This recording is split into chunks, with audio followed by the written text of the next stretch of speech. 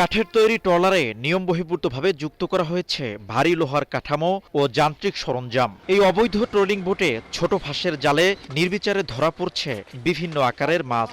দীর্ঘদিন ধরে পোনা নিধন চলায় কমেছে মাছের উৎপাদন।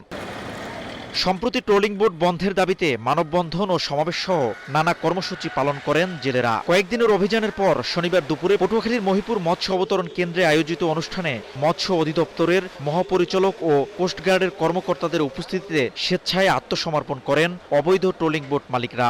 অপসারণ করা হয় সব অবৈধ সরঞ্জাম, যাতে অবৈধভাবে মাছ, ডিম থেকে আরম্ভ করে ছোট্ট মাছ না ধরতে পারে, সেটা বন্ধ করার জন্য আমাদের কার্যক্রম, মোবাইল কোর্ট, অভিযান সমস্ত কিছু অব্যাহত রয়েছে, এমনকি ভবিষ্যতে থাকবে। তবে ভারত ও থাইল্যান্ডের ট্রলিং বোট যেন বাংলাদেশের জলসীমায় প্রবেশ না করে তা নিশ্চিতের দাবি জানান জেলে ও মালিকরা। এ লক্ষ্যে কাজ চলছে বলে জানায় কোস্টগার্ড। ভারতে এখানে এসে যদি আমাদের বাংলাদেশের সম্পদ আহরণ করে দেয়, তাহলে আমাদের বন্ধ করে লাভটা কি? ওদেরকে তদন্ত যদি বন্ধ না করবে, তদন্ত আমাদের এই বাংলাদেশের মাছ বাড়ানোর বা উৎপাদন বাড়ানোর কোনো প্রকল্প দেখি। এখন প্রত্যেকের সক্ষমতা বাড়াতে হবে। আমরা কিন্তু সবসময় আছি, কারণ আপনি তো আমাকে সময় জানাতে পারছেন না।